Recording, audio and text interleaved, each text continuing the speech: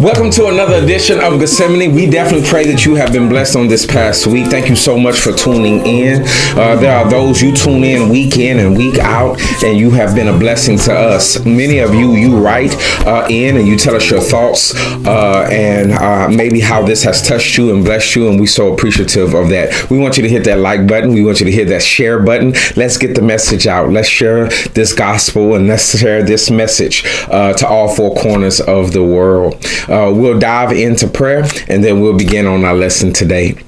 Holy and righteous Father, we thank you for your blessings. We thank you for your goodness. We ask the Lord that you would be with us as we study and learn your word. Your wonderful name we pray. Amen.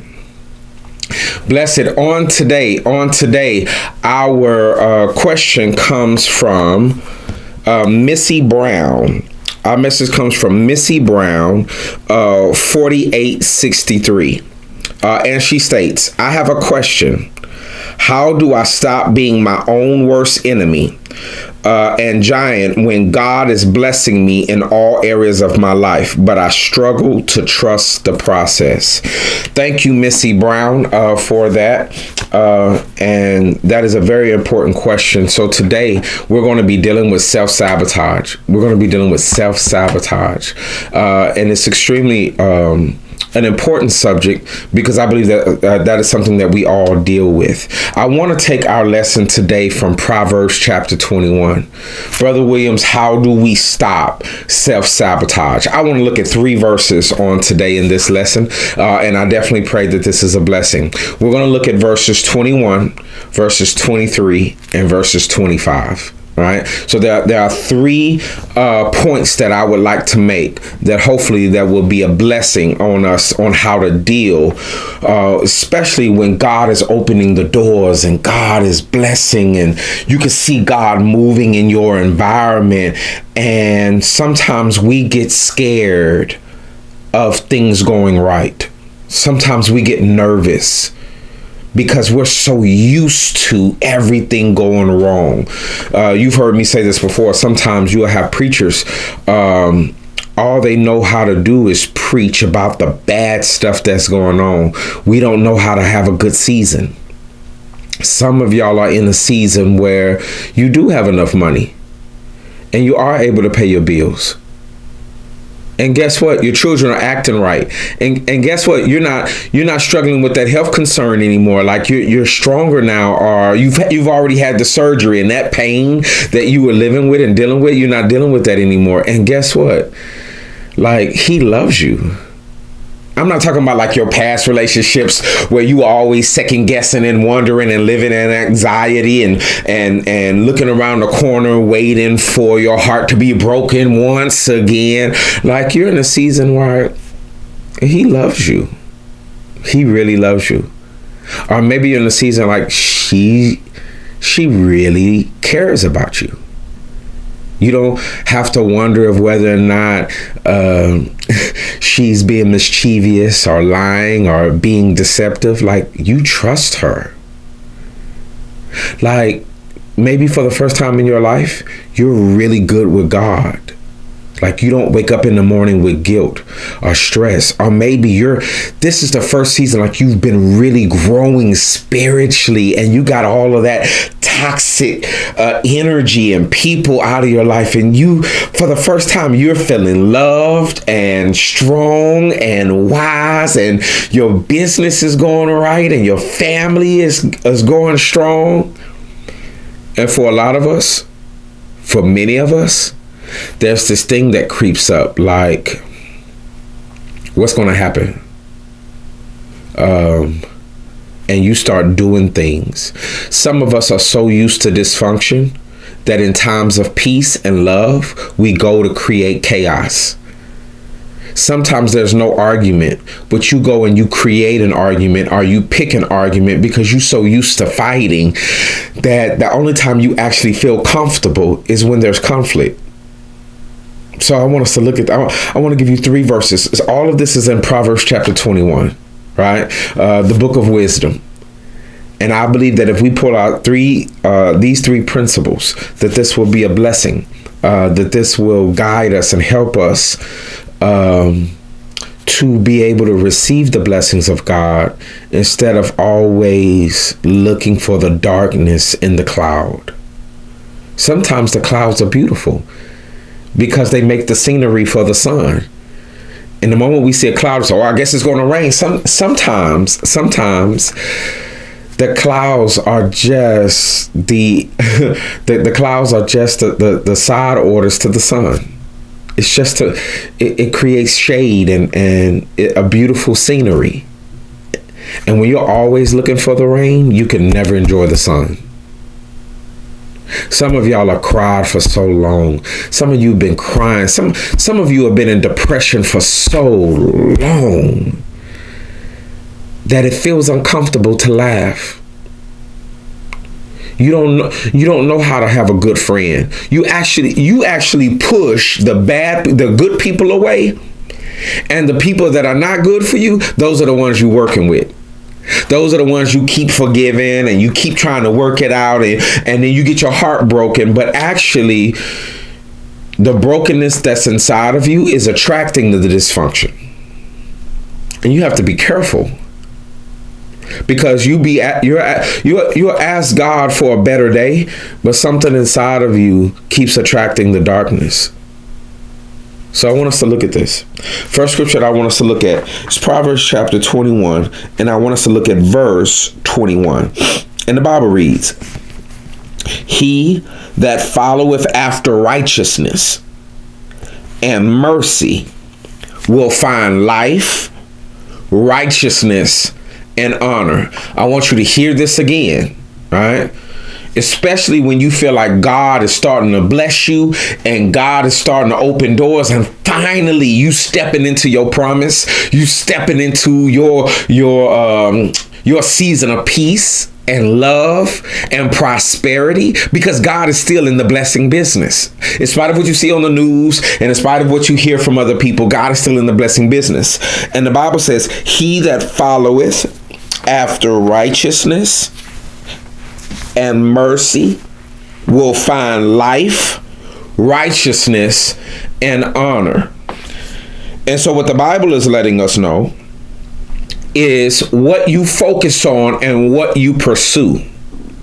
Many times we self-sabotage ourselves because we take our eyes off of Jesus and we start focusing on the storm. I want you to hear me. Peter asked to get out of the boat. Many of you right now say, "God, if you just bless me with prosperity, if you just bless me with a better day, Lord, if you just bless me to just get back on my feet, Lord, if you could just bless me to just find somebody that loves me and cares for me, Lord, if you could just bless me to just help my children to stop getting into conflict and issues," and you finally see that door opening. You know what we tend to do? We tend to be just like Peter. We take our eyes off of Jesus and we start focusing on what could go wrong. Because what if you're lying to me? And what if the job is going to end? And I don't know how long the money is going to last. And I know I'm paying my bills now, but what would happen if this happens and that happens and the industry changes and what happens if I get sick and I don't have enough of this and I don't have enough of that? It's almost like there's nothing that God does that can make you happy, because it's the moment that God answers one prayer, your mind starts going on to the possibility of something else breaking down. The Bible says, "He that followeth after righteousness and mercy." What you focus on and so let me define righteousness. The definition of righteousness is those things that please God. So imagine you waking up in the morning. You know what they say that one of the ingredients of a successful relationship is that you focus on serving the other person. The quickest way to kill a relationship is when you wake up in the morning wondering and thinking and scheming on what you can get out of the relationship versus what you can give to it. Do you know why most people stop giving in a relationship? Because they don't trust that the other person will truly give. So they either manipulate, force, or scheme on what can I get out of this relationship, because maybe in the last they have been taken advantage of, or they lost so much. Imagine you waking up in the morning saying, God, what can I do to make you happy? Now, here's the thing. When you focus on God, you allow God to focus on you. I want y'all to hear me again. When you focus on God, you allow God to focus on you. The Bible is letting you know in verse 21, if you follow after righteousness, righteousness is those things that please God and those things that are right with God. Lord, I want to make you happy. I want to please you. And Lord, I want to obey and serve you. And then it says mercy. You know what mercy is? Mercy is not pursuing what you may deem is rightfully yours. Mercy, if you do me wrong, and I come after you, I say, hey, listen, you need to give me what you owe. And I come and I pursue you. But if I'm pursuing after mercy, you know what I do? Mercy is connected to forgiveness. So what the Bible is letting us know, that if you can actually focus on being right with God, and if you have the ability to pursue mercy, mercy is the act of letting go. That's what mercy is. Matter of fact, if I just put it in the most simplest term, mercy is the act of saying, I release, I let it go. When you're always pursuing justification and people who've offended you, you get distracted. This is how you self-sabotage yourself, because the devil will send somebody just to meddle with you, and you'll take your eyes off of God and say, why are you messing with? I didn't do nothing. And all of your energy, all of your focus goes to the person who's and sometimes the devil just want to engage you. Brother Williams, I didn't do anything wrong. I was trying to do right. You don't have to do anything wrong. The only thing that the devil wanted to do was engage you, because by engaging with you, it distracts you.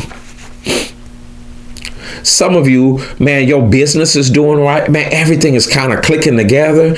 And here comes an old friend, an old flame. All of a sudden, you getting messages out of nowhere. People calling you that ain't talked to you in 2 and 3 years. And all of a sudden, this stuff is happening. You wondering what's going on. It's all a distraction. Matter of fact, the best way I could put verse 21 is you got to focus. Let me say this. When you really getting blessed and God is really in your favor, the more you have to focus. It's the stuff in the peripheral that'll cause you to go off. I want you to hear what I'm saying. If you struggling and things not going right and it's chaos all around, you probably already distracted anyways. Like, look at, and it'll keep you there, because as long as I can keep your eyes focused on everything that's going wrong, you actually make no progress. You actually make no progress. When a man stops on a car lot and he wants to buy a car, he's going to have to focus. That's what I want. Matter of fact, the best ones, they walk up and say, I already know what I want. They'll tell the salesman, I'm not even hearing to talk. That's what I want right there. When you're focused, some of you are not focused. But man, when you're focused, you're eliminating or you're releasing. Somebody say, yeah, but we just got a new vehicle over here and they got some new amenities. I ain't worried about that. That's what I want. And when you know what you want, you actually make progress. Matter of fact, you think about those who go into college. Those who go into college and say, hey, listen, I know what I want to major in. I know what I want to do. And I'm going, their progress is faster than others. When a man says, that's my woman, that's who I want to be with, he makes progress. That means at that point, he's eliminated everything else and he's keyed in. When you know God, you are who I'm going to serve, and you're focused, man, I'm talking about when you're really focused, Matter of fact, many of you ever heard a speaker before or a singer? You go to worship and you hear a preacher, and some of you say, the sermon was, sometimes you feel like, man, the preacher, I don't know if he was really in his word. The preacher may have even been in his word. The speaker may have really been in their word or really knew the content. Sometimes what doesn't resonate is when they're not focused. So you got to be focused on your message. You can't be thinking about other stuff while you're speaking, because people can tell you're distracted. Some of you right now, you worried about everything under the sun. You're distracted. And I'll say this before I move on. I know it's extremely difficult when your heart is hurting and you're sad and you're depressed and you're trying to focus on God, but you want the pain to go away.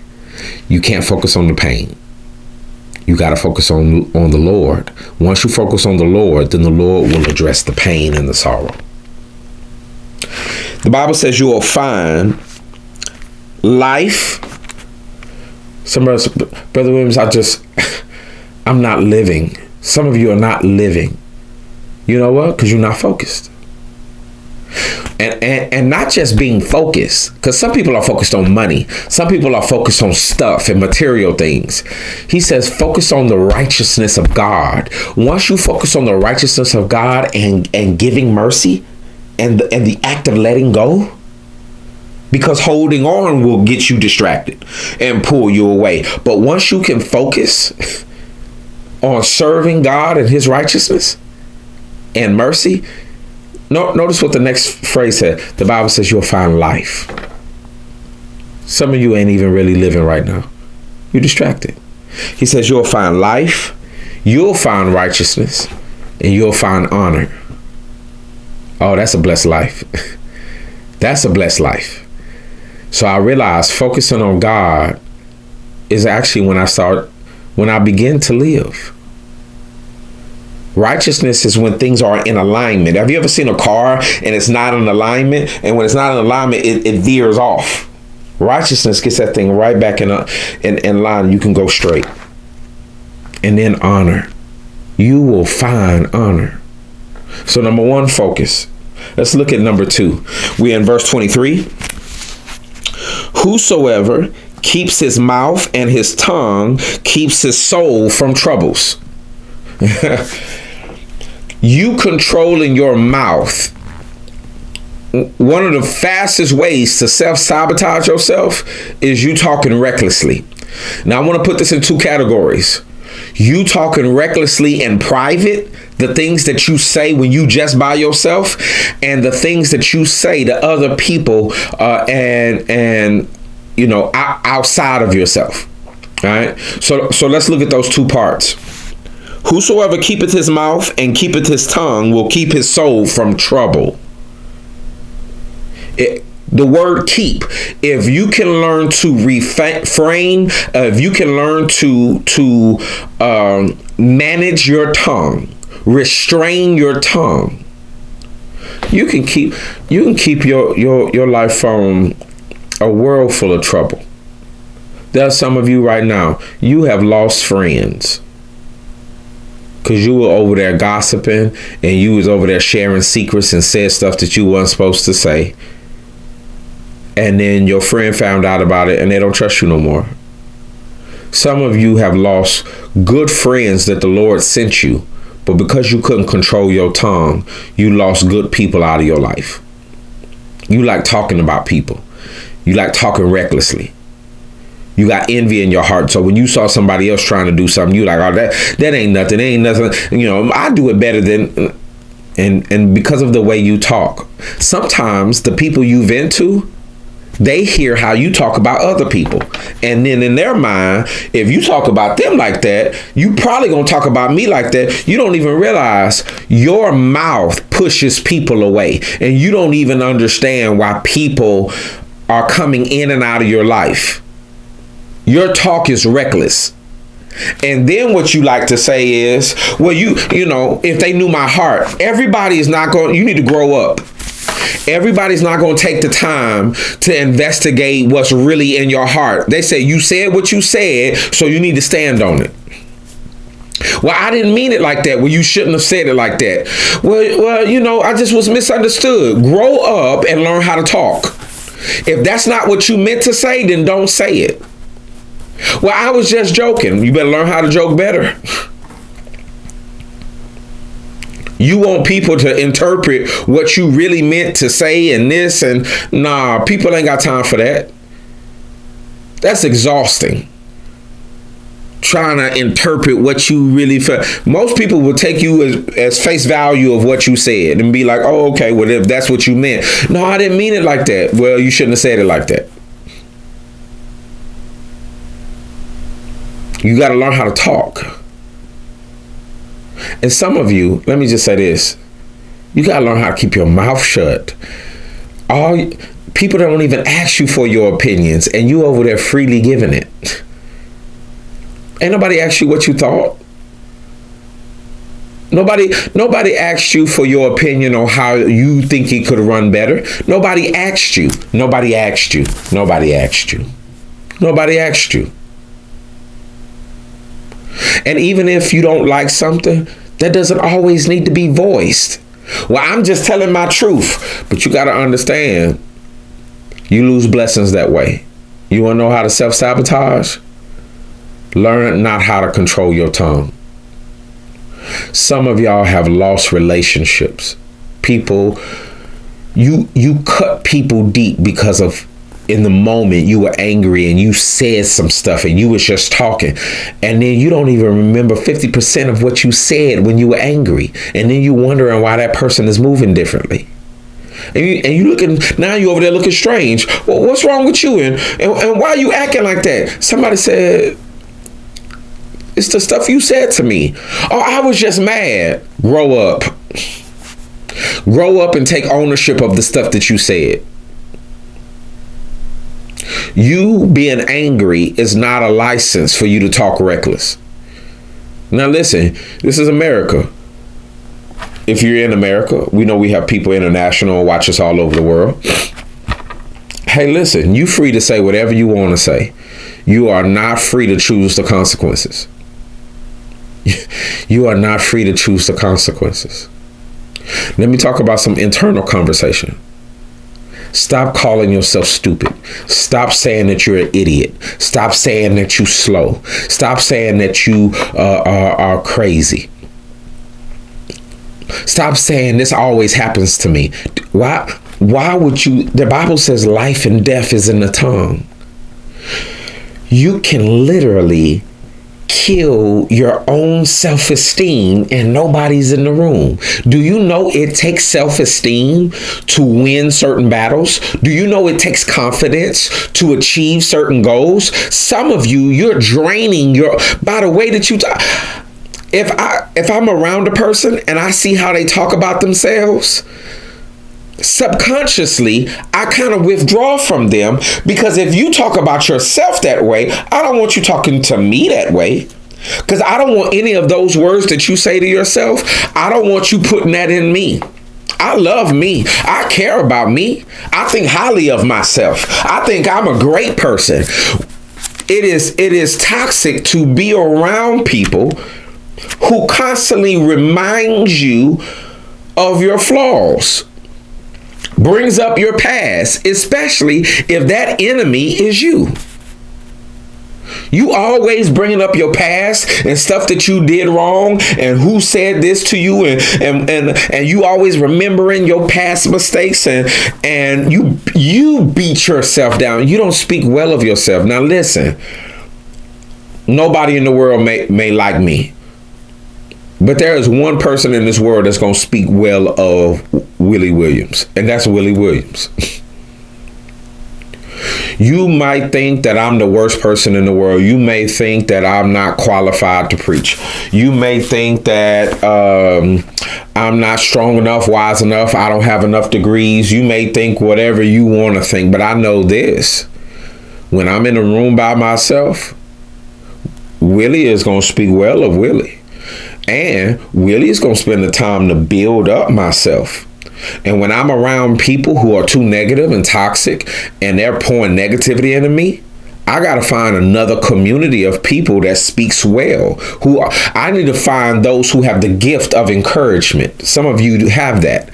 Some of you have that gift, and people love being around you. I need to go find people who love building people up, and you're not consumed with tearing other people down. I ain't got time for that. Your tongue, watch your speech. Not only watch your speech, but watch the speech of the people who are around you.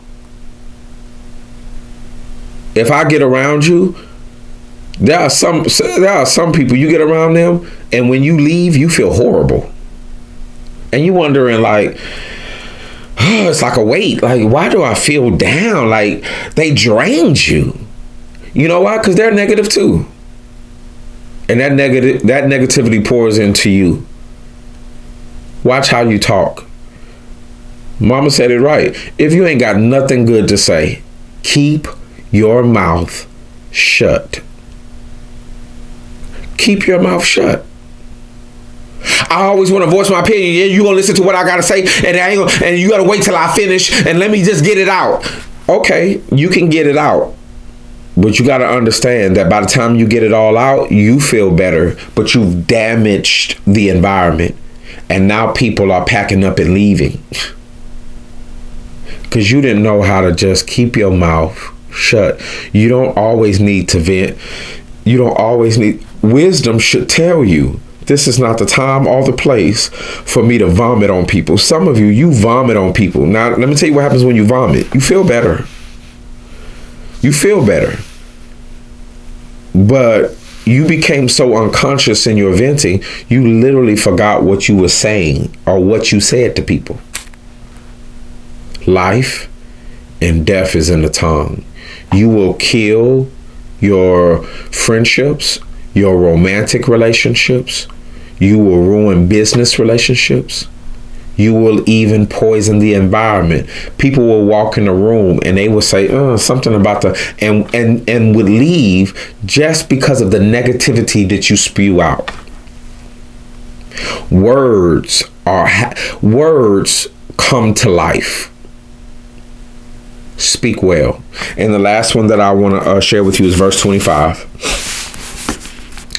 The desire of the slothful killeth him, for his hands refuse to labor. You want to know how you can self-sabotage yourself? Be lazy. One of the worst things to do when you get blessed is to sit down and relax. We made it now. The money is flowing in now. And you know what most people want to do? Most people want to sit down and lean back and relax. Oh, I want to enjoy all of this. And you know what? They get lazy. Laziness is one of the quickest ways to self-sabotage. Well, you know what? I work so hard to get to this point. I deserve, okay, take a break. Take a vacation. Enjoy it for a week or two. But then get back to work. We are created by God to work. Some of you are lazy and you just want God to just put things into your lap. I'm going to go through every facet. If you got a business and that business is successful, you thank God for that and then you get back to work. The Bible says the desire of the slothful, the desire of the lazy kills him. When you start getting lazy, do you know what you want? Let me tell you what lazy people want. Lazy people desire people to serve them. This goes back to our first point. Pursue righteousness and mercy. Go after God. And don't be lazy about it. Serve him. The lazy says, I now want people to serve me. Slothfulness is an inward focus where I now want to be catered to. I now want people to come for me. I now want these things to be laid out at my feet. You got to go to work. Some of you don't like where you're living. You got to go to work. You praying every day, Lord, give me go to work. You got to go to work. You got to put in the work. You got to put in the work. Well, you know, I need my beauty rest. Hey, listen, you can't go to bed early tonight. Why, Brother William? Because you're not where you want to be. Okay, so well then you got to go to work. You're not gonna be able to go to bed till 11, and you need to get up at 6. That's not enough sleep. You want too much comfort. You're seeking comfort, and comfort is always the enemy of success. There are some people that get in a relationship and they find a loved one and then they get lazy. She prayed and she fasted and she worked on her character, she worked on her speech, and then she got married, and now she just wants to be served. And he's looking like, man, you don't do nothing. Why she got comfortable? It could work the other way around as well. A man is looking for, and he put on a good presentation, and he wanted to, and he did all that work to get her. But when he got her, he got lazy. Now he just sit on the couch and watch television all day, and he forget to pay the bills, and he don't do. And she looking like, wait a minute, you sold me, you sold me a fake bill. You made it seem like the work that you were doing to pursue was the work that you were going to do when you get it. Listen, whether you get a house, a car, whether you get children, or career, whatever your prayers, desires, whatever you think success is, you got to know that when you get it, you got to do the work to keep it. Because listen, you can lose anything. You can lose your house. You can lose your car. Your children can stop talking to you. You can lose friends. You can lose your husband. You can lose your wife. Get lazy if you want to. Get lazy. Oh, they ain't going nowhere. Yes, they will. Get lazy and stop taking care of the maintenance on your vehicle. It will shut down on you. Get lazy. And I'll say this. Start being lazy and pursuing God, and watch your blessings dry up. That's self-sabotage. Brother Williams, I had everything. You know, you hear many times of famous athletes, and they have, you know, they work so hard to get to a certain point. So they got the endorsement deals, they got the contract, you know, they got their lady, the beautiful lady, you know, a beautiful man. You know, they got the fine vehicle. You know, it's the dream. They got the commercials, and then they get lazy. They stop showing up to practice. They stop doing the little things. They stop hustling. They start relying only on their talent. And then they get passed by. Somebody who is more hungry and more focused will always pass you by. You might be more gifted. You might be more talented. But if you let somebody outwork you, hey, listen, you got to get up in the morning and go to work. That comfort that you stand in the bed, you're not finna get your next blessings staying in the bed. I'm not saying that you need to be anxious. I'm not saying that you need to stress. I'm not saying that you need to worry. I'm not saying that you need to covet. You don't need to have covetousness in your spirit where you're trying to get what another person has. No, you need to be secure and content of where you are. But at the same time, go to work. Go to work. Wash your face. Stop being lazy. Do your hair. Stop walking around and going to the store in your pajamas each and every. Stop walking around. Put them slippers up and put some tennis shoes on. Put them heels on. Put that. Hey man, put that jacket. Hey, get a haircut, man. Man, get a haircut. Wash your face. Clean up, man. Put a jacket on and go out here and take the day. Nobody's going to feel sorry for you. Nobody's going to say, oh, you had it so rough. And we know that you praying. Lord, I just want something better to happen. No, nobody's going to feel sorry. Nobody's coming. Get up and go to work. Get focused on God. Brother Williams, I got 1,000 problems. Don't focus on the problems is what I'm trying to tell you. Don't focus on the problems. Stop being that mad at your mama or your daddy or your husband or your wife and your children didn't respect you. Hey, you got to take your eyes off of all that and give them all mercy. You got to let all that go. I forgive y'all and I give y'all mercy. Lord, I'm here to serve you. I'm locked in and I'm ready to go. Stop complaining. Control your mouth. Stop complaining. Stop venting to everybody. Stop rehearsing your story. And I'm going to tell you what happened to me. Nobody wants to hear it. Man, I've had a bunch of things happen to me. I've had my heart broken many a times. So what? You don't care. You know what you say? Brother Williams, trust in God and move on. Imagine if I came week in and week out and I just talked about all my woes. I don't understand. I've been going through so much and I got so much weight and I got so much stress that's on my, you know what? You would log off. He was like, we got time for this. You know why? Because even the words that I'm speaking are now become weight to you. Hey, when people get around you, they should be edified and strengthened, not burdened. Lift up your head. Get focused. Stop cussing. Stop complaining. Stop beating everybody down because you ain't happy with your life. Control your tongue. Get up and get to work. If you stay in those 3 areas, that will help you from self-sabotage. Stop looking for trouble to come. Hey, trust in God that He gonna protect you. Well, I don't want to be betrayed anymore. Hey, you got to give that over to God. You might get betrayed again, but listen, either you're going to focus on trying to protect yourself or you can focus on where you're going.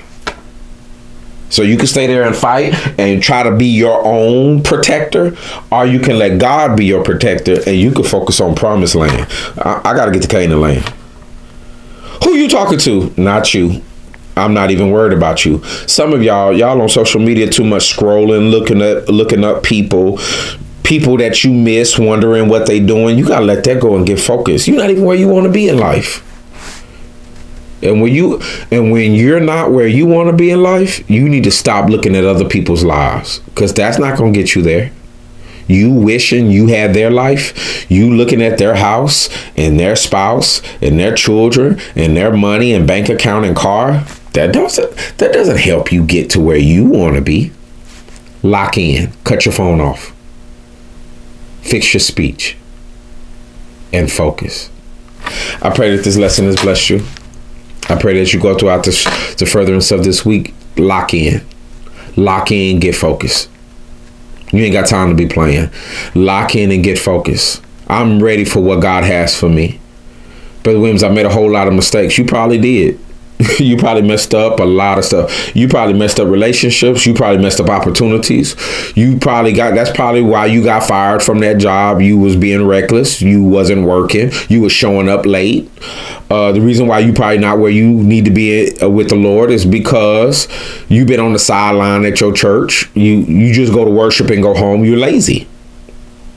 But from this day forward, lock in. Stop complaining. Get focused and watch God bless you. I want you to like this message. I want you to share this message. I pray that this has been a blessing. For those of you who give to this ministry, thank you so much for your support. We need that. Listen, don't just log off. If this ministry has been a blessing, whether you spend $5, $10 or whatever, if this message has impacted your heart, has stirred up your mind, then sow a seed. If you want this ministry to grow, we need your support. We need to partner with you. We thank you so much. And we pray that you stay walking in the Lord. Hey, we are here to heal, help, and restore. Be blessed.